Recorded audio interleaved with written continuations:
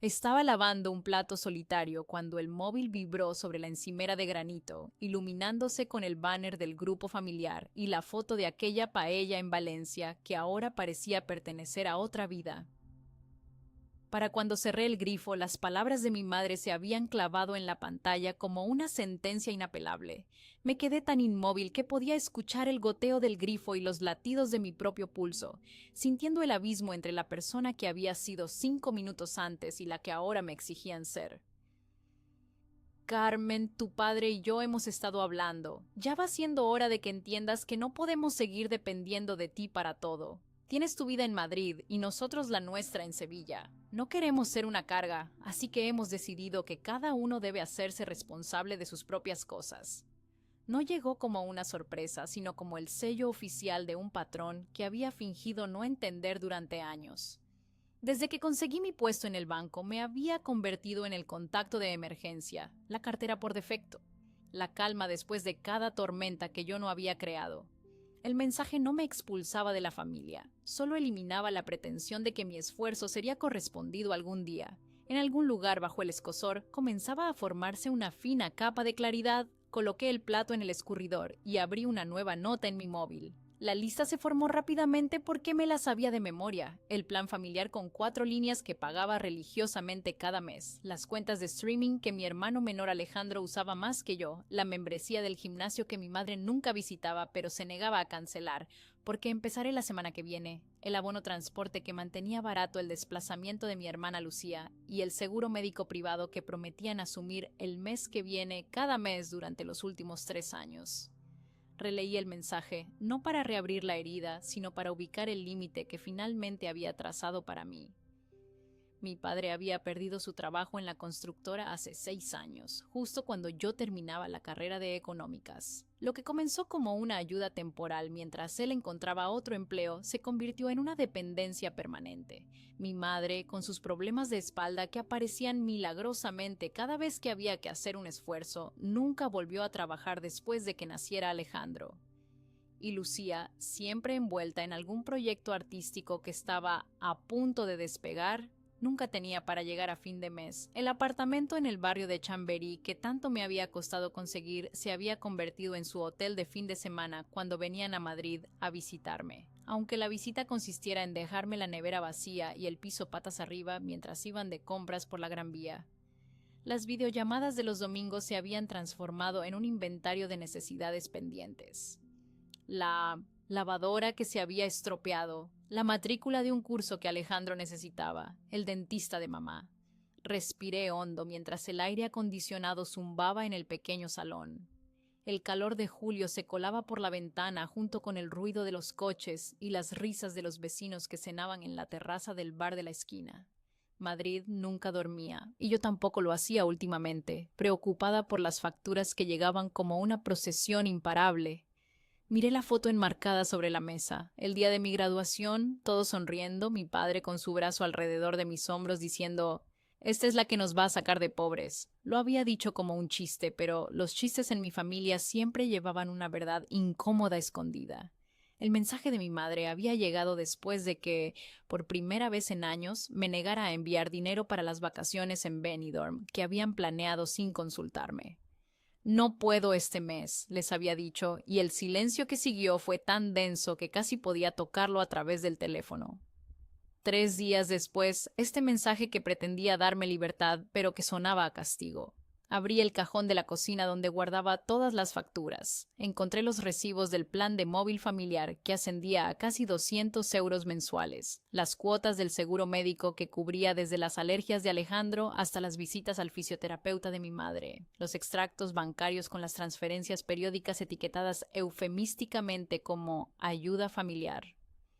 En los últimos 5 años había gastado más en ellos que en mí misma. El vinagre de la ensalada que había preparado para cenar me picaba en la nariz mientras revisaba mentalmente todas las veces que había pospuesto mis propios planes. El máster que nunca empecé porque el dinero fue para la reforma del baño de la casa familiar, el viaje a Nueva York con mis amigas del trabajo que se convirtió en billetes para que todos vinieran a verme en Navidad, el piso más grande que nunca compré porque los ahorros siempre acababan en alguna emergencia en Sevilla, La luz del atardecer madrileño pintaba las paredes de naranja mientras yo seguía de pie en la cocina, con el móvil en la mano y una claridad creciente. Tal vez este mensaje, este intento de hacerme sentir culpable por establecer un límite, era exactamente lo que necesitaba para trazar la línea definitiva. Tienes razón, mamá, escribí en el grupo, aunque aún no envié el mensaje. Ya va siendo hora de que cada uno se haga cargo de sus responsabilidades. Borré el texto y volví a empezar. No, esta vez no iba a entrar en su juego de culpas y reproches. Esta vez iba a actuar en lugar de responder. Con la determinación de quien finalmente ve el tablero completo, guardé el móvil y me senté en el sofá, decidida a hacer lo que debería haber hecho hace mucho tiempo, una auditoría completa de todo lo que pagaba por ellos y un plan para desconectarme financieramente de una familia que había confundido mi generosidad con obligación. El timbre del portal sonó, sobresaltándome. En la pantalla del videoportero apareció la cara de mi vecina Elena, con quien había quedado para ver una película. Por un momento consideré cancelar, pero luego pensé que quizás era exactamente lo que necesitaba. Una noche normal, con alguien que no esperaba nada de mí excepto mi compañía. Me senté en mi pequeña mesa de la cocina a la mañana siguiente y convertí la tarea en una lista de verificación, como hago cuando la única salida es seguir adelante. El café humeaba junto a mi ordenador portátil mientras el ruido de Madrid despertándose entraba por la ventana entreabierta. Reuní los contratos y correos electrónicos, las capturas de pantalla de las fechas de vencimiento y los números de cuenta que tenían mi nombre como titular y los suyos como beneficiarios. La ordenada pila contaba una historia más honesta que cualquier brindis navideño en la casa familiar de Triana. Se me escaparon las horas en un ritmo de pestañas del navegador y portales de clientes. Solicité transferencias donde era posible, cancelaciones donde era necesario y confirmaciones para todo. Guardé cada PDF en una carpeta nombrada con la fecha, como si estuviera cerrando un trimestre fiscal en una empresa que nunca había registrado su realidad. Cada clic aflojaba un nudo que había llevado entre los hombros durante años. Empecé por lo más sencillo, las plataformas de streaming. Netflix, HBO, Disney Plus, todas configuradas para 5 perfiles pero pagadas únicamente por mí. Cambié las contraseñas y eliminé los perfiles adicionales. Luego pasé a Amazon Prime, donde mi hermana Lucía había estado usando mi cuenta para sus compras mensuales de material para sus proyectos artísticos. Cancelé la tarjeta asociada y configuré una nueva solo para mí. El mediodía llegó sin darme cuenta. Desde mi balcón podía ver a los oficinistas saliendo a almorzar en las terrazas de la calle Fuencarral. En circunstancias normales, este sería el momento en que mi madre llamaría para preguntarme si podía hacer una transferencia para alguna necesidad urgente. Pero hoy mi móvil permanecía en silencio, como si la familia hubiera decidido darme espacio después de su mensaje. Volví al ordenador y abrí la aplicación del banco. La domiciliación de los recibos era como un mapa de las necesidades familiares, el seguro del coche de mi padre, las clases de inglés de Alejandro, las sesiones de fisioterapia de mamá. Todo pasaba por mi cuenta corriente como si fuera un cajero automático sin límite de extracciones. Llamé al servicio de atención al cliente de Movistar. La operadora, con voz mecánica, me preguntó en qué podía ayudarme. Quiero modificar mi plan familiar, dije con una seguridad que no sabía que tenía. Por supuesto, señorita Rodríguez, veo que tiene un plan con 4 líneas. ¿Desea añadir alguna más? No, quiero reducirlo a una sola línea, la mía. Un silencio momentáneo. Entiendo. ¿Puedo preguntar el motivo? Reorganización familiar, respondí, sorprendida por lo formal que sonaba algo tan visceral. Tras 20 minutos de verificaciones y advertencias sobre penalizaciones por cancelación anticipada, el trámite quedó hecho. A partir del próximo ciclo de facturación, cada uno tendría que hacerse cargo de su propia línea. La operadora me informó que se enviaría una notificación automática a cada número afectado. Imaginé el teléfono de mi madre sonando con el mensaje, su cara de sorpresa, la llamada inmediata a mi padre. ¿Has visto lo que ha hecho Carmen? La culpa intentó asomarse, pero la aparté como quien cierra una ventana ante una tormenta que no quiere dejar entrar. El gimnasio fue el siguiente. Mi madre llevaba 3 años inscrita en un centro de fitness de lujo cerca de su casa. Es por mi espalda. El médico dice que necesito fortalecer los músculos. Había argumentado cuando me pidió que pagara la cuota. Nunca había pasado de la segunda semana de asistencia regular. Hola. Quería dar de baja una membresía adicional en mi cuenta, expliqué al empleado del gimnasio. La titular sigue siendo usted, ¿verdad? Sí, pero quiero cancelar la membresía de mi madre, María Dolores Jiménez. Veo que la cuota está domiciliada en su cuenta. ¿Prefiere transferirla a otra tarjeta o cancelarla directamente? Cancelarla, por favor. Otro paso dado. El nudo en mi estómago se aflojó un poco más. Para media tarde había desmontado casi toda la estructura financiera que sostenía a mi familia. Quedaba lo más difícil, el seguro médico privado. No era una pequeña comodidad, era una necesidad real para mi padre con su hipertensión, mi madre con sus problemas crónicos y Alejandro con sus alergias severas. La sanidad pública española era excelente, pero los especialistas tenían listas de espera que mi familia no estaba acostumbrada a soportar. Revisé las condiciones y elegí el camino que trasladaría la responsabilidad a los adultos legítimos sin dejarlos desamparados. Podía transferir la titularidad de la póliza a mi padre, manteniendo las mismas coberturas. Ellos solo tendrían que asumir el pago. Llamé a la aseguradora y pasé casi una hora gestionando el cambio. La representante me explicó el procedimiento con detalle y me advirtió que mi padre recibiría un correo electrónico para confirmar la aceptación del cambio de titularidad. Si no confirma en 48 horas, la póliza se cancelará automáticamente, me informó con tono neutro. Entendido, respondí, sabiendo que esa frase era una bomba de relojería en mi relación familiar. Mientras terminaba los trámites, recordé la última Nochebuena en Sevilla, mi padre levantando la copa de cava. Por Carmen, que siempre nos cuida. Los aplausos, las sonrisas, los abrazos. Y después, en la cocina, mi madre deslizando discretamente un sobre con facturas pendientes. Para cuando tengas un momento, hija, sin prisa. El sol empezaba a ponerse cuando llegué al último punto de mi lista, el abono transporte de Lucía.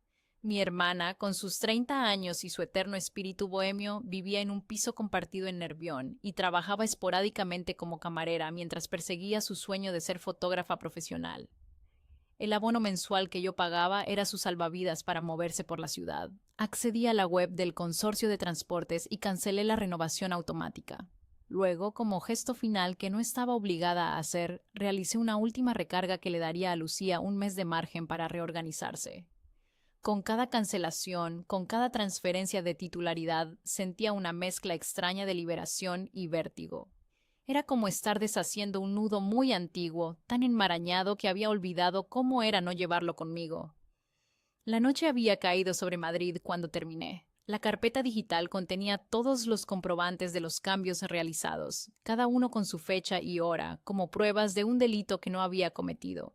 Miré por la ventana las luces de la ciudad, los coches moviéndose como luciérnagas por la M30, la Torre Picasso iluminada en la distancia. Esta ciudad que había elegido como refugio se sentía ahora como una verdadera elección, no como una estación de servicio para una familia que siempre estaba de paso. Pensé en responder al mensaje de mi madre, en explicarle lo que había hecho y por qué. Escribí varios borradores, algunos conciliadores, otros firmes, y finalmente decidí no enviar ninguno. Las notificaciones llegarían por sí solas, cada una como una pequeña declaración de independencia. Me serví una copa de vino tinto de Rioja que había estado guardando para una ocasión especial. Quizás esta lo era, el día en que decidí vivir según mis propios términos. Brindé en silencio por mí misma, por la Carmen que había sido demasiado complaciente y por la que estaba emergiendo ahora. El reloj digital de la cocina marcaba las 23:45. En 15 minutos sería medianoche, y algunas de las cancelaciones tomarían efecto de inmediato. Me pregunté si debería apagar el móvil, evitar la avalancha que seguramente vendría, pero algo en mí quería estar presente, quería sentir el momento exacto en que las consecuencias volvían a sus dueños legítimos. Me senté en el sofá con mi copa de vino, mirando fijamente la pantalla del teléfono como quien espera los resultados de una prueba importante. Puse música suave, un poco de flamenco fusión que siempre me relajaba. Las voces de Estrella Morente llenaron el apartamento mientras yo respiraba profundamente, preparándome para lo que estaba a punto de venir. La canción terminó justo cuando el reloj marcó las 12. Como si la orquesta hubiera estado esperando esa señal, mi teléfono comenzó a vibrar. El apartamento estaba a oscuras cuando llegó la primera notificación. El sonido era el mismo que cualquier otra alerta, pero se sentía ceremonial, como el toque de campanas que marca el inicio de algo nuevo. Dejé el móvil con la pantalla hacia abajo para evitar ver los segundos arrastrándose hacia la hora efectiva. Era extraño lo silenciosa que podía sonar la independencia cuando nadie más estaba aplaudiendo por ella. A las 00:10, la primera vibración sacudió la madera de la mesita, luego otra, y después un grupo que rodó por la mesa como un trueno distante. No abrí los mensajes inmediatamente. Visualicé el wifi cortándose en el salón que yo había amueblado en Sevilla, el plan de telefonía pidiendo una nueva tarjeta principal, el torniquete del gimnasio parpadeando en rojo ante una puerta que siempre se había abierto. Las consecuencias finalmente habían regresado a sus propietarios. Me quedé tumbada en el sofá con una manta sobre los tobillos, ojos abiertos en la oscuridad. Un pequeño miedo se acercó de puntillas, preguntándose si había sido cruel.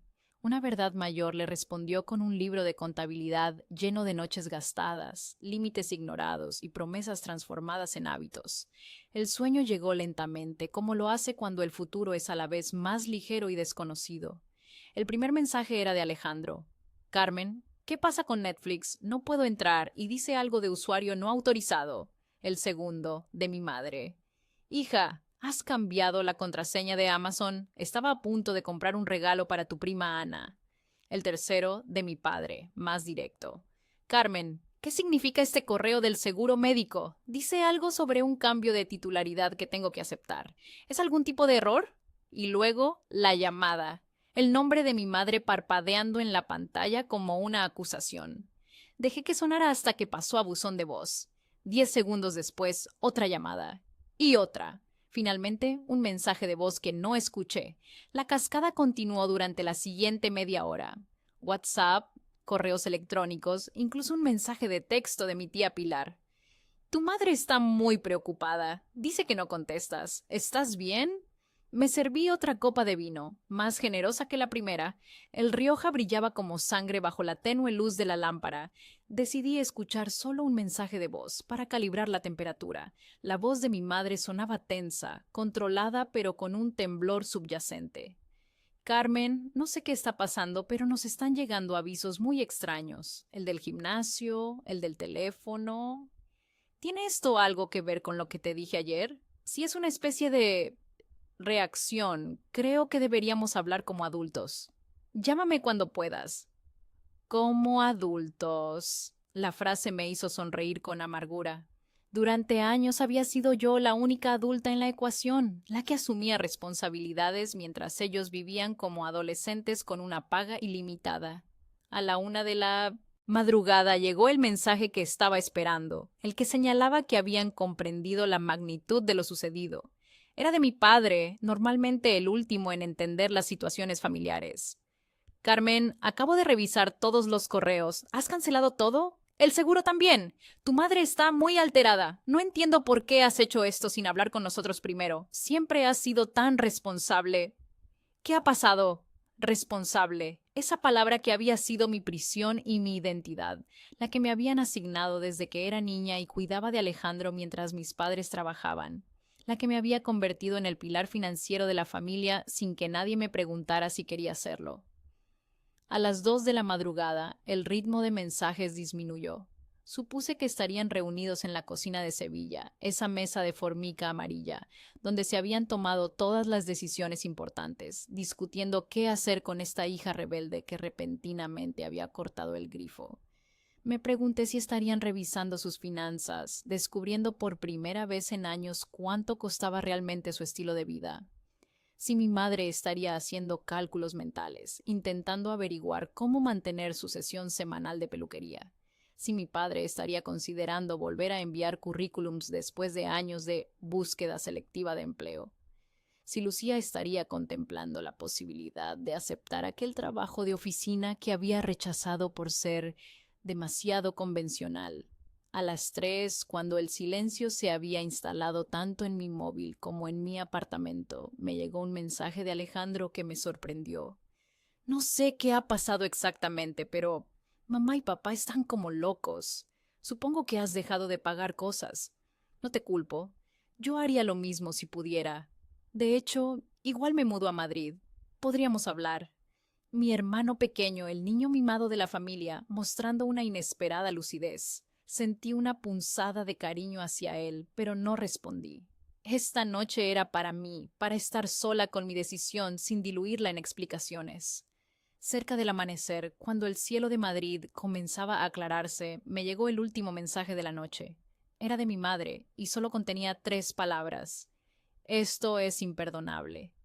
No especificaba qué era exactamente lo imperdonable, si mi acto de rebelión financiera o el hecho de que no hubiera respondido a ninguna de sus llamadas. Quizás ambas cosas. Pero por primera vez en mi vida adulta no sentí la necesidad inmediata de disculparme, de arreglar la situación, de ser la mediadora familiar. El mensaje quedó flotando en la pantalla como una sentencia que, sorprendentemente, no me afectaba como debería.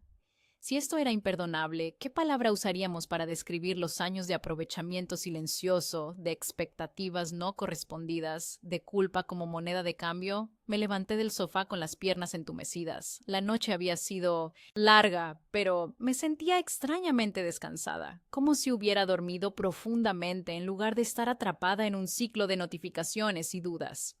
El cielo de Madrid se teñía de naranja y rosa, uno de esos amaneceres espectaculares que a veces regala la ciudad cuando menos lo esperas. Puse la cafetera italiana en el fuego y abrí las ventanas. El aire fresco de la mañana entró en el apartamento, llevándose el olor a vino y a noche en vela. Mientras esperaba que el café subiera, pensé en los días que vendrían, en las llamadas que eventualmente tendría que responder, en las explicaciones que podría o no dar. Pero hoy, justo hoy, me daría el lujo de no pensar en ellos, de no ser la hija responsable, la hermana mayor, la adulta de la familia. Hoy sería simplemente Carmen, una mujer de 32 años con un trabajo en un banco, un apartamento en Chamberí y una vida que acababa de recuperar. El café llenó la cocina con su aroma intenso. Lo serví en mi taza favorita, una pieza de cerámica azul que había comprado en un viaje a Portugal, uno de los pocos lujos que me había permitido. Salí al pequeño balcón y observé a Madrid despertar. Los barrenderos limpiando las calles, los primeros autobuses, algunos madrugadores paseando a sus perros. Mi móvil había quedado dentro, silenciado. Sabía que estaría lleno de más mensajes, más llamadas perdidas, más demandas de explicaciones. Pero por primera vez esas notificaciones no eran órdenes que debía cumplir inmediatamente. El sol ascendía lentamente sobre los edificios, calentando mi rostro. Cerré los ojos y dejé que el calor me envolviera, sintiendo cada rayo como una pequeña afirmación. Este era mi momento, mi amanecer después de una noche tormentosa pero necesaria. Un gorrión se posó en la barandilla del balcón, mirándome con curiosidad. Le sonreí, sintiéndome un poco tonta por encontrar significado en un pájaro aleatorio, pero aceptando el simbolismo. Pequeño, libre, capaz de volar. Buenos días, le dije al pájaro, que ladeó la cabeza como si entendiera. Hoy es el primer día del resto de mi vida. Qué cliché, ¿verdad? El gorrión gorjeó antes de alejarse volando hacia los tejados de Madrid. Terminé mi café con tranquilidad, saboreando cada sorbo. Luego entré, me di una ducha larga y me vestí con esmero, eligiendo una blusa verde que me gustaba especialmente, pero que rara vez usaba porque mi madre siempre comentaba que me hacía demasiado pálida. Hoy la llevaría con orgullo, como un pequeño acto de afirmación. Hoy comenzaría a aprender quién era Carmen Rodríguez fuera de las expectativas familiares. Y aunque sabía que eventualmente tendría que enfrentar las consecuencias de mi decisión, por primera vez en años, el futuro no se sentía como una carga, sino como un espacio abierto, lleno de posibilidades. Con este pensamiento tomé mi bolso y las llaves, dejando el móvil en el apartamento deliberadamente.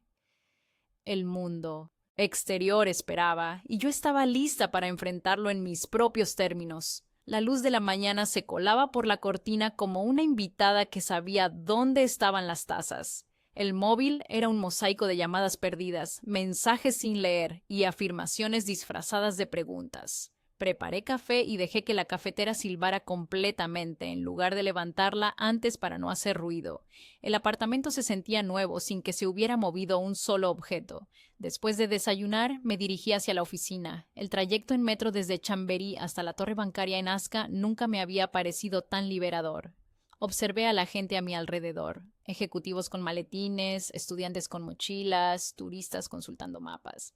Me pregunté cuántos de ellos estarían también atrapados en dinámicas familiares tóxicas, cuántos serían los cajeros automáticos emocionales de quienes deberían cuidarlos. Al llegar al banco saludé a la recepcionista como cada mañana. Sin embargo, algo había cambiado. No era el edificio, ni el uniforme, ni siquiera mi puesto como analista financiera. Era yo. Me sentía más ligera, como si hubiera dejado una mochila invisible en casa. Buenos días, Carmen. Tienes buena cara hoy, me dijo Marta, mi compañera de departamento, mientras nos servíamos café en la sala de descanso. ¿Tú crees? He dormido fatal, respondí, sorprendida. Pues se te ve, no sé, diferente, más tranquila quizá. Durante la primera reunión de la mañana me descubrí participando más activamente de lo habitual. Normalmente estaba demasiado ocupada revisando mensajes familiares o calculando mentalmente cuánto podría ahorrar ese mes para cubrir alguna emergencia en Sevilla. Hoy, por primera vez en años, estaba completamente presente. A media mañana, cuando volví a mi escritorio, encendí el móvil. La cascada fue inmediata. 17 llamadas perdidas, 43 mensajes de WhatsApp, 8 correos electrónicos. La mayoría de mi familia directa, pero también algunos de tíos e incluso de mi prima Ana, que raramente se comunicaba conmigo excepto para pedirme recomendaciones sobre préstamos. Pasé la primera hora documentando en lugar de defendiendo. Exporté la conversación, guardé la lista de llamadas perdidas y archivé las confirmaciones en la misma carpeta fechada. Se sentía clínico, no frío, como cuando una enfermera asegura una venda y anota la hora. La rutina estabilizó mis manos para el resto del día. Especialmente significativo fue el mensaje de mi tía Dolores, la hermana mayor de mi madre. Carmen, tu madre está destrozada. Dice que has cortado todos los pagos sin avisar. No entiendo qué ha pasado. Siempre habéis sido tan unidas. Sea lo que sea, piensa en lo mucho que han hecho por ti. La familia es lo primero, sobrina. Lo primero. Sonreí con ironía mientras archivaba también ese mensaje. Para mi familia, yo siempre había sido lo primero. La primera en pagar, la primera en sacrificarse, la primera en ceder. Nunca la primera en ser considerada o respetada. A mediodía decidí responder solo a mi hermano Alejandro. De todos ellos, era el único que había mostrado un atisbo de comprensión. Estoy bien, necesitaba hacer cambios. Hablamos la próxima semana, cuando las aguas se calmen. Y sí, podemos vernos si vienes a Madrid. Un abrazo. Breve, sin justificaciones ni disculpas. Me sentí extrañamente poderosa al enviar ese mensaje tan contenido, tan distinto a mis habituales explicaciones extensas y apaciguadoras. Durante el almuerzo recibí la llamada de mi jefe, Carlos. Carmen, ¿puedes pasar por mi despacho cuando vuelvas? Una hora después estaba sentada frente a él, preguntándome si mi nueva actitud había sido demasiado notoria. Quería hablarte del proyecto Torres, comenzó. Has hecho un trabajo excepcional con los análisis de riesgo. El cliente está muy satisfecho. Gracias, Carlos. De hecho, estamos pensando en ampliar el equipo para la siguiente fase. Necesitamos a alguien que coordine desde Barcelona durante 3 meses. Sé que siempre has evitado los desplazamientos largos por tus compromisos familiares, pero creo que serías la persona ideal. Mi corazón dio un vuelco. Barcelona. 3 meses. Un cambio temporal, pero significativo. El tipo de oportunidad que siempre había rechazado porque mi familia me necesita en Madrid para poder ir a Sevilla los fines de semana. Me interesa, respondí sin pensarlo 2 veces. ¿Cuándo empezaría? Carlos pareció sorprendido por mi rápida aceptación. En 2 semanas. ¿Estás segura? Pensé que tendrías que consultarlo. Estoy segura, afirmé con una sonrisa. Es un buen momento para un cambio. Por la tarde, cuando salí de la oficina, fui directamente a la Caixa, un banco diferente al que trabajaba. Era hora de finalizar lo que la noche había comenzado. Eliminé las tarjetas secundarias de mis cuentas, ajusté las alertas y establecí límites que debería haber puesto años antes. El gestor miró los formularios y luego a mí, viendo un tipo de resolución que normalmente aparece después de un incendio. Salí con menos obligaciones y una columna vertebral que se mantenía más erguida bajo mi abrigo.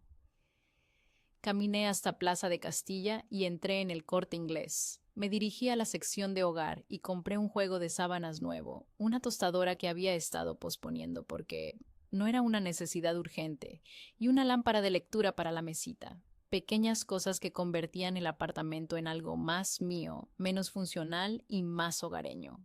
De regreso en casa coloqué las compras y me preparé una cena sencilla, tortilla española y una ensalada. Mientras comía, revisé los mensajes nuevos que habían llegado durante la tarde. Mi padre había pasado del desconcierto a la negociación. Carmen, entiendo que quieras independizarte más. Podemos hablar de cómo reorganizar los gastos, pero cortar todo de golpe es muy drástico. Tu madre apenas ha comido hoy. Por favor, llámanos cuando puedas. Lucía había optado por la culpabilización emocional. No puedo creer que me hayas dejado sin abono de transporte sin avisar. Tengo una entrevista de trabajo mañana en el otro extremo de Sevilla y no sé cómo voy a llegar. Siempre pensé que entre todos tú me entenderías. Mi madre seguía en la fase de indignación. 24 horas y ni una llamada. No te reconozco, Carmen. No es el dinero, es la forma. Así no se trata a la familia. Archivé metódicamente cada mensaje, como un bibliotecario clasificando libros que ya ha leído y no piensa volver a abrir. Luego hice algo que nunca antes había considerado. Bloqueé las notificaciones del grupo familiar. No los bloqueé a ellos, solo silencié ese canal constante de demandas y drama. El silencio que siguió fue revelador. Sin el zumbido constante del móvil, mi apartamento parecía un espacio diferente. Podía escuchar el tic-tac del reloj de pared, el murmullo lejano del tráfico en la calle, incluso mi propia respiración. Era el sonido de la autonomía, y era hermoso. Esa noche, mientras cambiaba las sábanas viejas por las nuevas, pensé en cómo un simple trozo de tela podía simbolizar tanto. Las viejas sábanas, heredadas de la casa familiar cuando me mudé, habían sido una concesión práctica. Las nuevas eran una elección, un pequeño acto de autodeterminación. Dormí profundamente, sin sueños que recordar. Cuando el despertador sonó a la mañana siguiente, me sentí renovada, como si hubiera descansado no solo una noche, sino años enteros. En el espejo del baño, mi reflejo me devolvió una mirada diferente. Los mismos ojos castaños, la misma piel olivácea, el mismo cabello negro ondulado que había heredado de mi abuela paterna. Pero había algo nuevo, una determinación tranquila, una presencia más habitada. Buenos días, Carmen, me dije a mí misma, probando cómo sonaba mi nombre cuando lo pronunciaba para mí, no como respuesta a una demanda. Y sonaba bien, como una promesa que por fin estaba dispuesta a cumplir.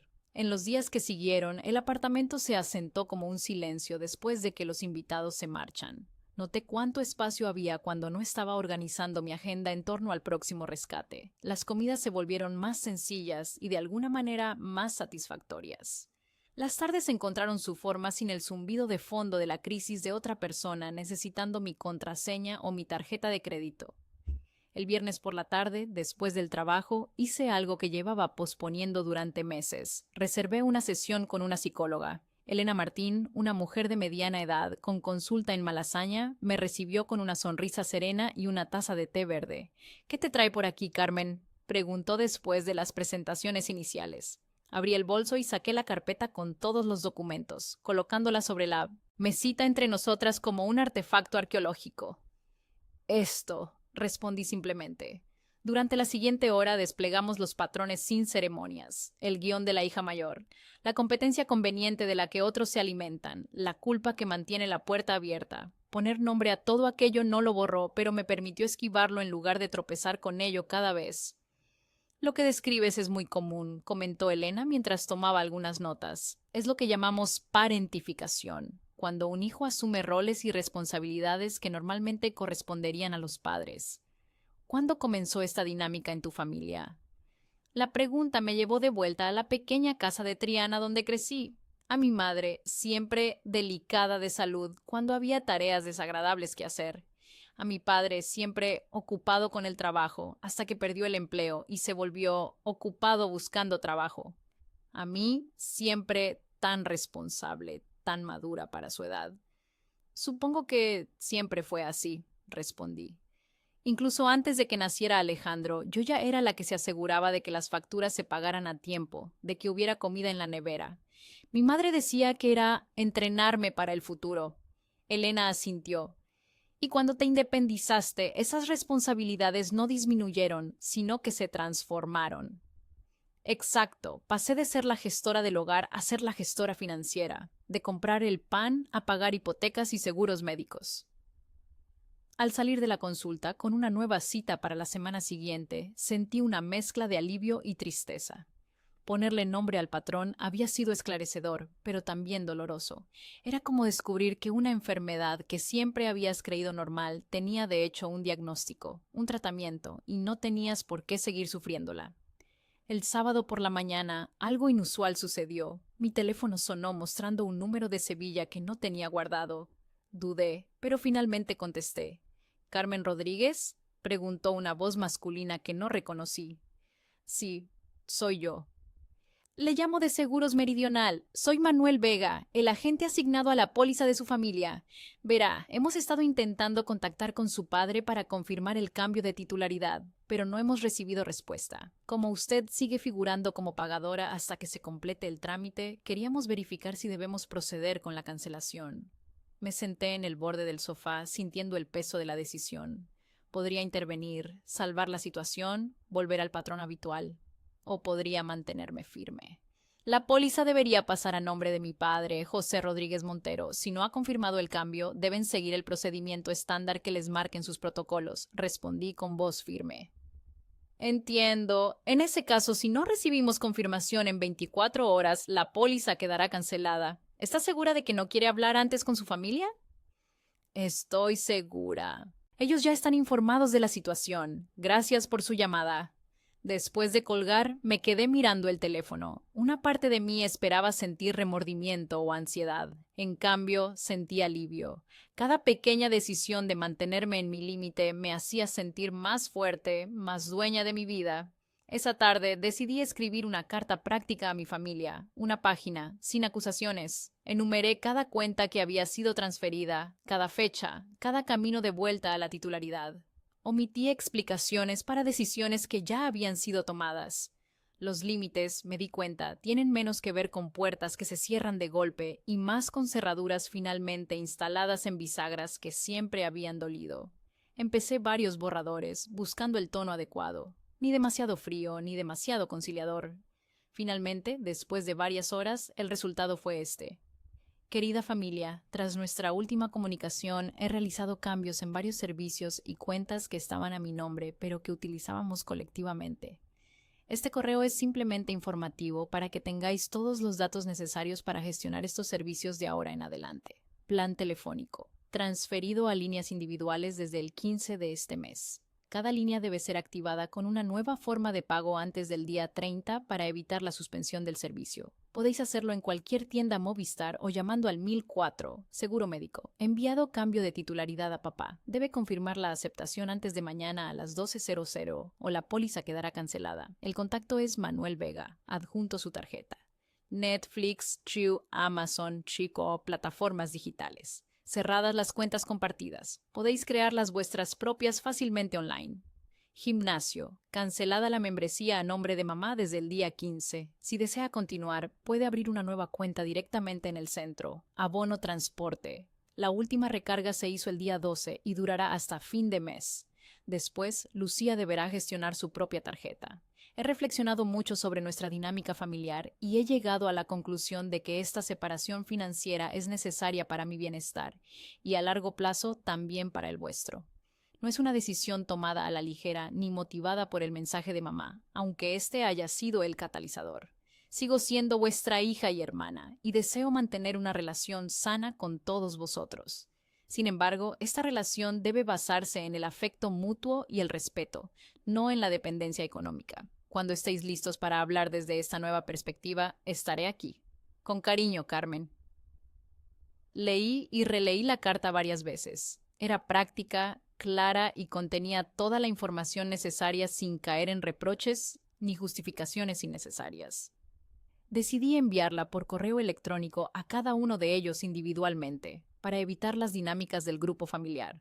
Cuando finalmente hice clic en enviar, sentí como si hubiera completado un ritual importante. La carta no era un punto final, sino un punto y aparte, un nuevo párrafo en la historia de nuestra familia, escrito con mi propia letra por primera vez. El domingo amaneció con un cielo de Madrid sorprendentemente despejado. Desayuné tranquilamente y luego salí a caminar sin rumbo fijo. Mis pasos me llevaron hasta el Retiro, donde me senté en un banco frente al estanque. Las familias paseaban, los niños daban migas a los patos, las parejas remaban en las barcas, escenas cotidianas de vidas entrelazadas por elección, no por obligación. Mi móvil vibró en el bolsillo. Era un mensaje de Alejandro. He leído tu correo. Creo que entiendo por qué has hecho todo esto. No va a ser fácil. Mamá está furiosa y papá está en shock. pero quizás era necesario. He conseguido trabajo en una editorial aquí en Sevilla, así que de momento no me mudaré a Madrid. Pero me gustaría visitarte pronto cuando todo se calme un poco. Te quiero, enana. Siempre serás mi hermana favorita y la única, por suerte para ti. Sonreí ante su intento de humor.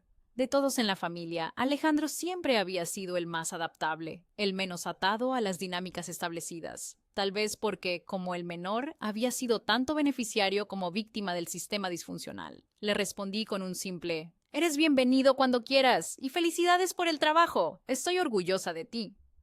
No hubo respuestas de mis padres ni de Lucía, lo cual era previsible. Necesitarían tiempo para procesar lo sucedido, para ajustarse a la nueva realidad donde Carmen ya no era la solución a todos los problemas. En la sesión con Elena de la semana siguiente, le mostré la carta y le conté las reacciones, o la falta de ellas. «Has dado un paso muy importante», comentó.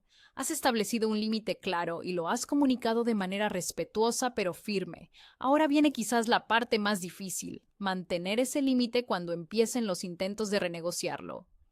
«¿Crees que lo intentarán?» «Es casi seguro. Los sistemas familiares tienen una gran resistencia al cambio. Cuando alguien modifica su rol, como has hecho tú, el sistema entero se desestabiliza. La tendencia natural será intentar volver al equilibrio anterior, aunque ese equilibrio fuera disfuncional». Sus palabras resultaron proféticas.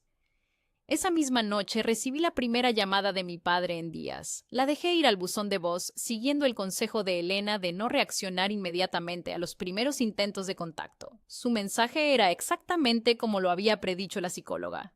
«Carmen, hija, necesitamos hablar. Entiendo que quieras ser más independiente, pero hay maneras y maneras. Tu madre está tomando medicación para los nervios desde que cortaste el seguro médico. Sabes que yo no puedo pagarlo todo solo, al menos no de golpe. Quizás podríamos llegar a un acuerdo temporal hasta que encuentre algo más estable».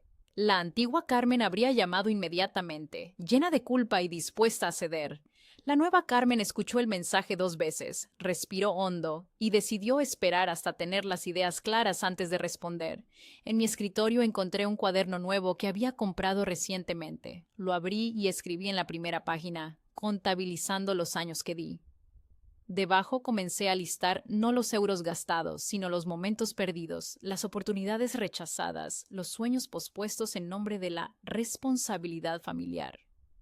El máster en Londres que nunca cursé, el viaje a Japón que cancelé, la relación con Miguel que se disolvió porque mi familia me necesita en Madrid, el ascenso en Bilbao que rechacé, las noches sin dormir preocupada por facturas que no eran mías, y al lado de cada pérdida escribí un propósito, no como una venganza, sino como una reparación a mí misma, investigar opciones de formación internacional, planificar un viaje solo para mí cuando la situación económica se estabilice, abrir mi corazón a nuevas relaciones sin el peso de obligaciones familiares excesivas. Buscar oportunidades profesionales basadas en mis deseos, no en la proximidad a Sevilla. Dormir sin culpa, sabiendo que cada adulto es responsable de sus decisiones. Un mes después, mi calendario me recordó el cumpleaños de mi prima Ana, una comida familiar a la que ya no estaba invitada. La tarde llegó de todos modos, y me llevé a mí misma a un pequeño café en Malasaña, con plantas que se inclinaban hacia la ventana buscando la luz. Llevé una novela de Almudena Grandes que había querido leer durante meses, pedí el postre antes del plato principal y dejé que el sol marcara el tiempo en el suelo de baldosas hidráulicas. La ausencia no se sentía como un hueco, se sentía como un terreno despejado, donde podría construir algo nuevo. Me senté junto a la ventana, observando el ir y venir de la gente por la calle Velarde, parejas tomadas de la mano, grupos de amigos riendo, personas solitarias como yo disfrutando de su propia compañía. El camarero, un chico joven con un tatuaje de un ancla en el antebrazo, me trajo un tiramisú antes que la ensalada que había pedido. «La vida es incierta, mejor empezar por el postre», me dijo con un guiño cuando levanté una ceja interrogante. Me reí y le di la razón. La vida era incierta, y durante demasiado tiempo había estado posponiendo los dulces por atender primero las verduras de otros. Mientras saboreaba cada cucharada, pensé en cómo estaría transcurriendo la comida de cumpleaños en Sevilla. La mesa larga en la terraza de la casa de mis tíos, las aceitunas y el jamón como entrantes, el vino que correría generoso, los comentarios sobre quienes faltaban, especialmente sobre mí. Podía imaginar a mi madre explicando mi ausencia con un está muy liada con el trabajo para guardar las apariencias, mientras lanzaba miradas significativas a mi padre. Por primera vez no sentí la punzada de la culpa al imaginar esa escena. En su lugar, sentí una extraña compasión por todos ellos, atrapados en un sistema de expectativas y roles que les impedía relacionarse honestamente. Cuando terminé el postre, el camarero trajo mi ensalada mediterránea. En la mesa de al lado, una mujer de unos 50 años leía el periódico mientras tomaba un café solo. Algo en su tranquila soledad me resultó inspirador. Me pregunté si yo sería así dentro de 20 años, cómoda en mi propia piel, disfrutando de un momento de paz sin necesidad de justificarlo ante nadie. Después del café, caminé hasta una librería cercana y me permití comprar 3 novelas, sin calcular mentalmente si ese dinero debería guardarlo para la próxima emergencia familiar. Luego pasé por una tienda de decoración y adquirí un pequeño jarrón azul que me recordaba al mar de Cádiz. Pequeños actos de autocuidado que antes me habrían parecido frivolidades imperdonables. El lunes por la mañana, Carlos me llamó a su despacho para confirmar los detalles de mi traslado temporal a Barcelona. Me entregó un sobre con toda la documentación. El apartamento está en Lake Champlain, a 10 minutos caminando de la oficina. Es pequeño, pero está bien equipado y la empresa cubre todos los gastos, me explicó. ¿Estás lista para el cambio? Más que nunca. Respondí con una sonrisa que él me devolvió, quizás sorprendido por mi entusiasmo. Al volver a mi escritorio, encontré un mensaje de Elena Martín, mi psicóloga. Recuerda nuestra cita de mañana. También podemos mantener las sesiones por videollamada cuando estés en Barcelona, si te resulta útil. Le respondí afirmativamente. Las sesiones con Elena se habían convertido en un ancla durante ese mes turbulento, un espacio donde podía desenredar los nudos emocionales sin juicios ni expectativas. Esa noche, mientras preparaba una pequeña maleta con algunas cosas que llevaría a Barcelona antes de la mudanza completa, recibí un mensaje de Lucía. He conseguido un trabajo como fotógrafa para una revista local. No pagan mucho, pero es un comienzo. Supongo que debería darte las gracias. De alguna manera, todo esto me ha obligado a tomar decisiones que llevaba posponiendo. No estoy lista para hablar todavía, pero quería que lo supieras. Su mensaje me dejó con una mezcla de emociones contradictorias. Alegría por su logro, tristeza por la distancia entre nosotras y una validación silenciosa de que quizás, solo quizás, mi drástica decisión había tenido efectos positivos más allá de mi propio bienestar. Le respondí con sinceridad. Me alegro mucho por ti, Lucía. Siempre he creído en tu talento. Te deseo todo lo mejor con este nuevo comienzo. Cuando estés lista para hablar, aquí estaré. De mis padres seguía sin tener noticias directas, aunque por Alejandro sabía que habían cancelado su viaje anual a Benidorm y que mi padre estaba considerando seriamente una oferta de trabajo en un almacén, algo que antes habría considerado por debajo de su nivel. Pequeños ajustes a una nueva realidad donde Carmen no era la red de seguridad. Los días se convirtieron en una rutina nueva y sorprendentemente satisfactoria. Empecé a construir pequeños rituales que respondían solo ante mí. Los domingos por la mañana se convirtieron en listas de la compra y un paseo al mercado donde el dueño aprendió mi nombre por primera vez sin la sombra de una reputación familiar. Me inscribí en un curso nocturno de fotografía y me encontré tomando notas con la misma intensidad que una vez usé para memorizar las emergencias de otras personas. Cuando el teléfono se iluminaba ahora, era más a menudo un recordatorio que yo misma había programado que una petición que no había aceptado. La familia seguía existiendo, incluso cuando la puerta cambiaba de forma. Aprendí que pertenecer no es una recompensa por la resistencia, es una práctica de elegir dónde viven mi tiempo, mi dinero y mi energía. 2 semanas antes de mi partida a Barcelona, recibí una carta manuscrita de mi madre. El sobre, con su inconfundible caligrafía inclinada, me esperaba al volver del trabajo. Lo dejé sobre la mesa mientras preparaba la cena, sintiendo su presencia como la de un invitado inesperado. Finalmente, después de cenar, me senté en el sofá con una copa de vino y abrí el sobre. La carta era breve.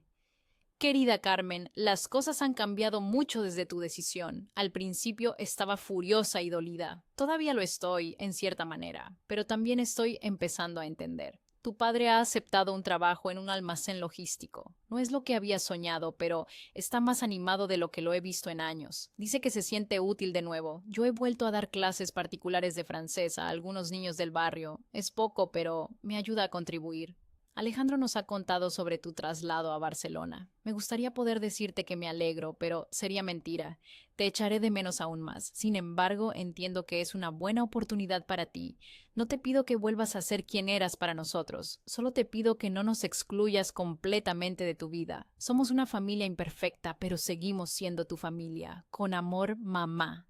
Las lágrimas que no había derramado durante todo ese mes aparecieron de repente, nublando mi visión. No eran lágrimas de culpa o arrepentimiento, sino de un reconocimiento profundo de que los cambios, por dolorosos que fueran, estaban ocurriendo en ambos lados.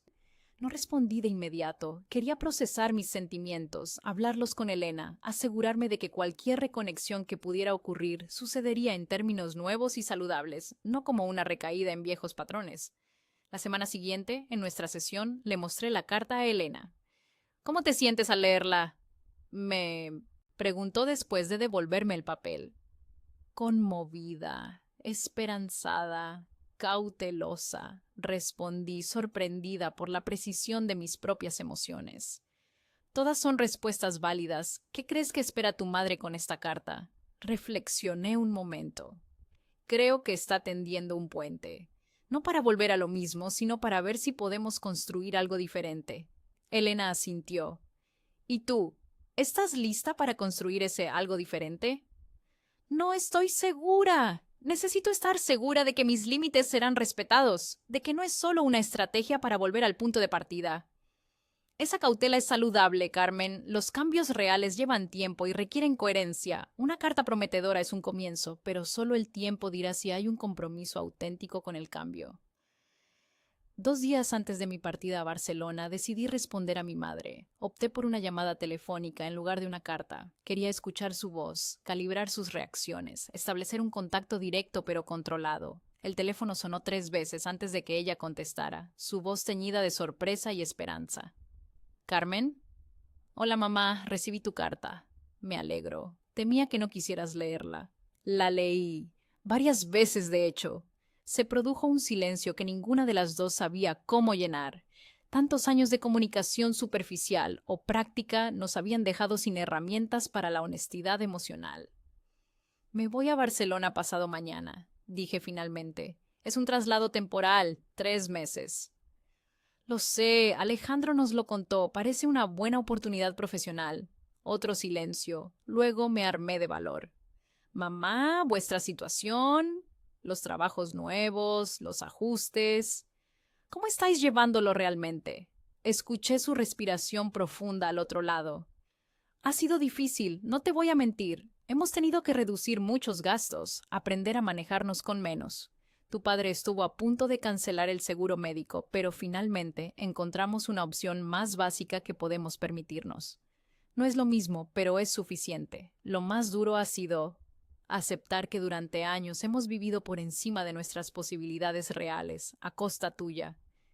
Su honestidad me dejó sin palabras por un momento. Gracias por decir eso, mamá. Significa mucho para mí. Es la verdad. Me ha costado verlo y aún más reconocerlo, pero es la verdad. Nos acostumbramos a que resolvieras todo, a que fueras la adulta mientras nosotros no lo éramos del todo. No fue justo para ti. Las lágrimas rodaron por mis mejillas, silenciosas pero liberadoras. No, no lo fue, confirmé con voz suave. ¿Crees que podrías venir a vernos antes de irte a Barcelona? Solo una visita corta. Una comida, quizás, sin presiones ni expectativas. Solo para vernos, hablar en persona. Consideré la petición. Una parte de mí quería mantener la distancia, proteger el espacio que tanto me había costado crear. Otra parte anhelaba la posibilidad de una reconciliación en nuevos términos. No puedo este fin de semana, tengo que terminar de prepararlo todo, pero quizás pueda visitaros cuando vuelva de Barcelona, en Navidad. Me gustaría eso, respondió con una nota de alivio en su voz. Y Carmen, gracias por llamar. Gracias a ti por escribir, mamá. Hablamos pronto. Al colgar, me quedé mirando por la ventana de mi apartamento. El cielo de Madrid comenzaba a oscurecerse. Las luces de la ciudad empezaban a brillar una a una. Me sentí extrañamente ligera, como si hubiera dejado una carga que no sabía que seguía llevando. El domingo por la mañana, mi último día en Madrid antes del traslado, me desperté temprano y decidí darme un regalo. Me vestí con esmero y fui a desayunar sola a la terraza de un café en Plaza de Olavide.